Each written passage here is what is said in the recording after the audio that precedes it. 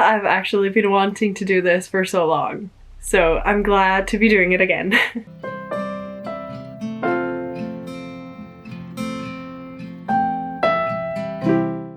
Hello and welcome to my channel, The Danish Foodaholic. My name is Silke and today I will be reading the first line of a couple of books to determine which one should go in my TBR for next month. Even though we have a readathon planned for next month, I'm still going to be doing this and hopefully it'll be something that I can fit.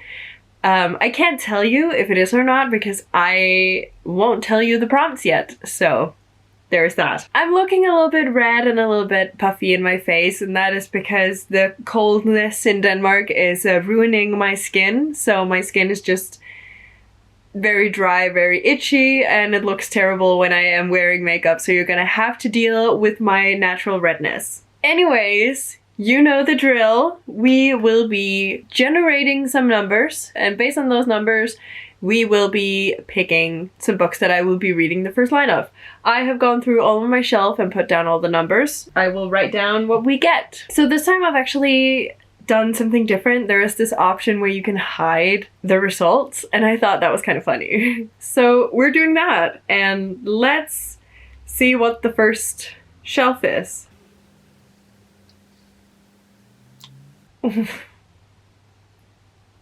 I forgot.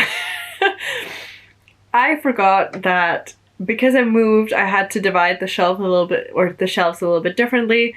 Normally 10 would be a good shelf. It's not this time. This time the good shelves are like 1 through 6.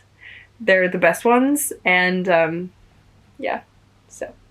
But fine, we have 10. I have 12 possible books on shelf 10.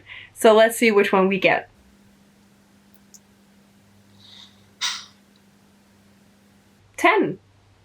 All right, I really don't know what to expect. All right, next shelf.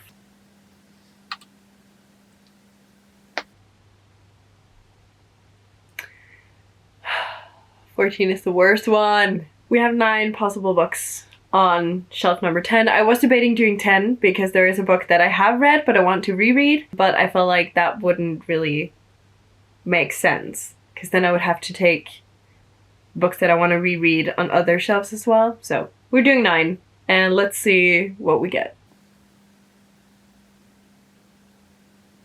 4.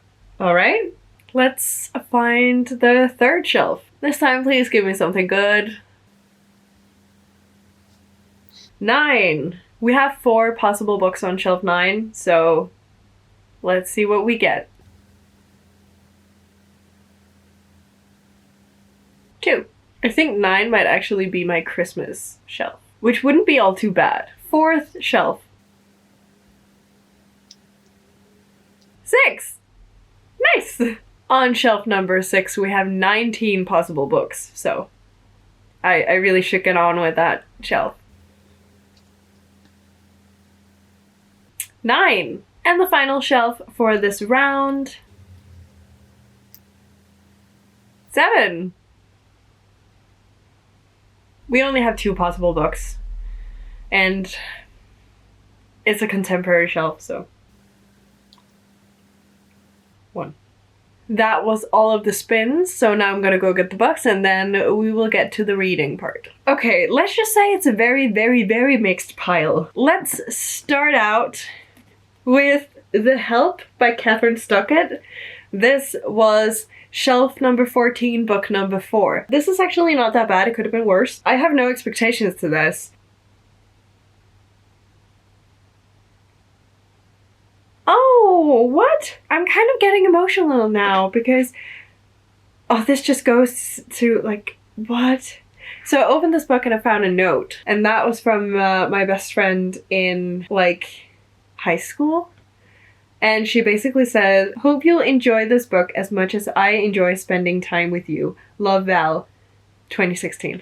Oh my god. I'm gonna have to send her a picture of that, and I'm just gonna be like, I miss you, because I don't see her that often anymore because she lives in a different country. Holy shit. Okay. I got emotional there. This is about the first line. So let's see. May Mobley was born on an early Sunday morning in August 1960. It is a classic, and it is a contemporary or maybe a historical fiction. I'm not quite sure what you would classify this as, but it is an adult, let's call it a contemporary or historical. I mean, they're not really known, in my opinion at least, for having the strongest first lines.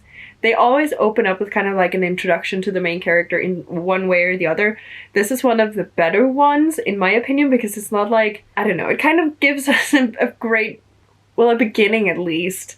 But for a fantasy reader who is used to being in the midst of sword fights, this doesn't really cut it. That being said, as I mentioned before, it's a very varied mix of books that I have for this month. I mean, I don't think it will win, but it's not as bad as I expected, if that makes sense. But I'm still really excited about the book, and oh my god, it made me so happy to find that little note. Next up we have Mina and the Undead by Amy McCall. This is actually a book that I would have liked to save for next year, October next year, but we'll see. This was shelf 10, book 10. When I was about 6, I went to school dressed as a vampire. I feel like it gives me similar vibes to The Help in the sense of a beginning. It's like, okay, when I was younger I used to do this, and the other one was like, oh, this person was born on that day. So we already know that there's something about their childhood that has some kind of significance to their upbringing, obviously, but it doesn't really give me much. I don't know how to place this because I feel like they give the same vibe. They don't kind of give me anything. I'm gonna be a little bit biased here because I want to save this for next year.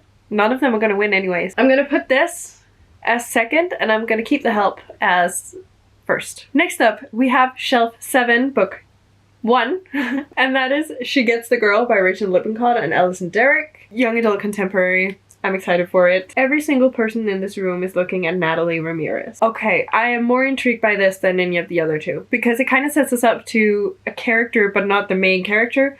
I don't think Natalie will be the main character. I think Natalie will be kind of like the it girl of the school. Maybe she will be the villain.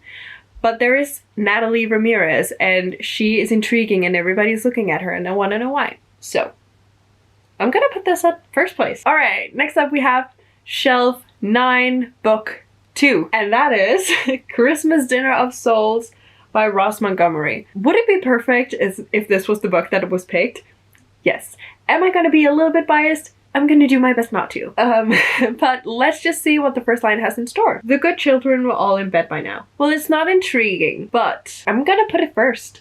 Because I still feel like, even though it's not that intriguing, I want to know more, because it seems like it's only the naughty children that are left. And if we're gonna have an entire story following them, yes please? It is more intriguing to me than the contemporaries and historicals that I've read so far. First place. And finally, the only fantasy on the list, The Princess Will Save You by Sarah Henning. Am I intrigued by this? Heck yes. The whisper and clang of steel rang out over the foothills of Ardinia. A princess and a pauper meeting swords. Listen, I'm sorry, but that is the most intriguing one. It's a sword fight. How can you compete with a sword fight between a princess and a pauper? I'm sorry, this one is gonna have to win. I don't even care. It is what it is. The Princess Will Save You is the winner of this round. This was the final ranking, in case you were wondering. I kind of wanted the Christmas one to win, but I do feel like the fantasy one was more intriguing. Thank you so much for watching. Please let me know if you agree with my rating or ranking, or if you would have picked something else.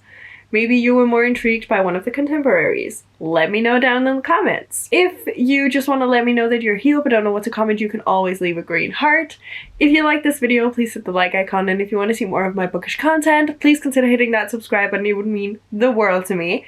And until I see you next time,